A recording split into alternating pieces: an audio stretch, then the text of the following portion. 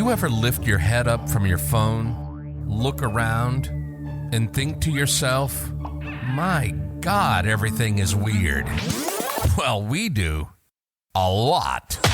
This is the Observation Station, a unique, entertaining, and hilarious podcast. If we observe it, we talk about it. Anything and everything. Anything and everything.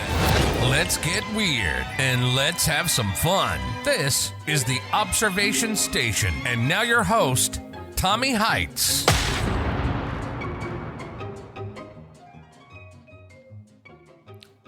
Welcome back to the Observation Station. Folks, it's your host, Tommy Heitz, steering today's conversation into an exciting lane, the world of luxury versus economy vehicles.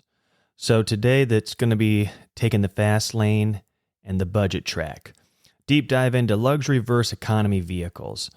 So whether you're all about the glitz and performance or you lean towards value and efficiency, there's much to explore about our choices on the road.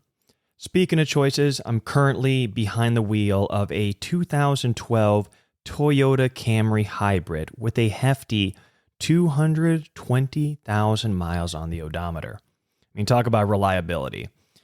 But as much as I love my trusty Camry, I'm also eyeing the future, especially considering the leaps in the safety features and technology. It'd probably be a little bit wiser here in maybe 2 years or something like that to get a vehicle with a backup camera, the lane assist and all this other stuff. It's actually pretty helpful. I've been in some vehicles and think, whoa, how do you not drive with this stuff? Especially as the years get on with the newer technology, that it's going to make it more and more safe to be on the road here. So let's also eye into the future here. Dive into what's going to set these automotive worlds apart and maybe help me and you decide which lane we might need to choose next. So, what defines luxury and economy vehicles?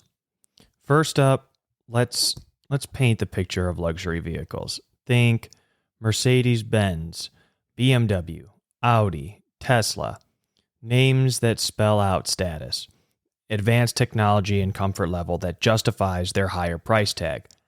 So it's not just the prestige, it's the innovation and quality they bring to the road. Then there's the economy lane, where the Camry firmly resides. Brands like Toyota, Honda, and Ford focus on value, fuel efficiency, and reliability. I mean, maybe that Ford F-150, that's kind of how I would like to put it. I used to have a Ford Taurus 04.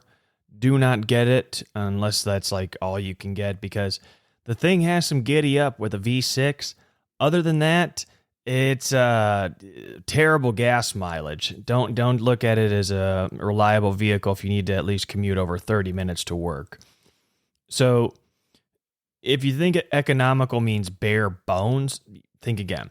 The technology gap between luxury and economy is narrowing. It's making the features like touchscreen infotainment systems and advanced safety features more accessible than ever. One of the things when I was a young guy, in 1999, I was in kindergarten. One of my classmates, their father had a Mercedes C-Class. It was the first time I actually saw a built-in GPS system. And when they said GPS, I had no idea what it was. And they're like, well, that means global positioning system. Never have heard of that. You were looking at it like, is this a video game? It was so confusing what was going on when you saw the GPS. Now you think of it, oh my God, that is such a rudimentary thing that you're using. It's amazing how we looked at that at the time. It was like, whoa, this is crazy. Just like the video games back in the day, we're playing Tony Hawk's Pro Skater 2, thinking how much better can these graphics get? So much better. I mean, look now, especially the Grand Theft Auto 6 that's going to be coming out. The whole world is going to stop. When that game comes out next year, it's just going to be mayhem. People are going to lose their jobs because they're going to stop coming to work. It's going to be something of a magnitude that we've probably never seen since 2009 when people were doing the camp outs for Modern Warfare 2. So the luxury experience is different, obviously, than a car that gets you from A to B. They're about how you feel on that journey from A to B. They offer a smoother ride, premium interiors, and cutting-edge technology for an unrivaled driving experience. And with performance to match their looks, luxury vehicles are about making a statement on every single level. Think about it like this. You have the people that like to drive a luxury vehicle, straight up just black, silver, white.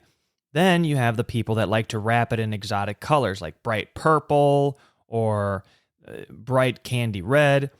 These are people that have different experiences that they want with their vehicle. Some want to show it off, some want to stay subtle, and it's more like a fine suit that you just know. But with the Mercedes, it's a little bit easier to see, the luxury vehicle, especially if it's a maintained car. And it's unrivaled in the driving experiences, like a Lexus LS, the large sedans. There's a reason you pay for these kinds of experiences. With the performance, it matches the looks. I mean, luxury vehicles are about making a statement on every single level. Let's not take this for granted here to say, oh, no, I like it for just the way it drives. Okay, that may be.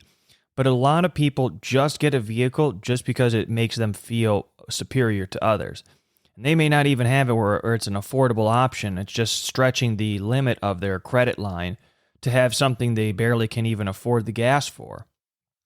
And the economy edge is not to be underestimated also. I'll give the example again of my Camry. It's a testament to the reliability and efficiency that Toyota vehicles have to offer.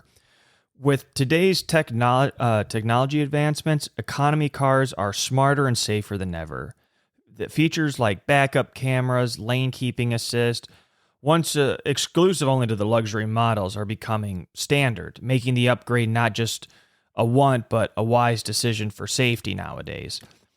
One of the coolest things I had seen, and this is, if anybody's listening and has a new car, they're like, Tommy, what are you talking about? Well, first off, I'm dealing with 2012 technology, so that's when I graduated high school. It's a very well-maintained vehicle. It's aged nicely. The paint has a couple of chips here and there. But overall, if you really look at it, it's aged very nicely. Just keep car washes and maintenance and whatnot. But it's not like a looker, but no Toyota really is a looker. So with what it is that I choose to do is really because I don't want to have it where there's a payment. A lot of people are broke just because they have the car payments, which is a depreciating liability on their banknote. Plus, you have to have insurance for it. Don't forget about that. So that's another thing. And when you have a car that is a luxury vehicle, the insurance goes up because it is a more expensive vehicle to insure. There's a lot of things that I'm thinking to myself, well, is this a vehicle for business purposes or personal purposes? Because then you can have it where I'm not a tax professional, but for instance, it could be looked at by an accountant. If you have a car for business purposes, you can write off the miles and do X, Y, and Z to make that actually a business asset, even though the car is going down in value. So choosing between luxury and economy, it's really making the choice. It's a preference. Some people want to have it where they lease the vehicle, some want to own. This is really the episodes between luxury and economy. It comes down to what you value most in your driving experience. For me, the reliability of my Camry has been unbeatable. But as the safety features evolve, the appeal of upgrading for those added protections become more compelling. Whether you're drawn to innovation of luxury vehicles or the value of technological strides in the economy sector, it's about finding the right fit for your lifestyle and safety needs. Look, you want to get into a Dodge Caravan? I've never seen a man that gets into one of those minivans and looks like, when he's by himself, a genuinely happy person. He might have it where his lady's on the side there and he's all like, hey, right, this is going to be awesome. Oh my God. Oh, I'm going to be paying a lot of money for this vacation. One of those things. You just never see a guy that's in a minivan just straight up smiling right next to you. It's always just some dude that's cutting you off aggressively, and it's always the dude. You never see a lady in a minivan. That's one thing, cutting you off aggressively. It's always the dude. I mean, no dude ever.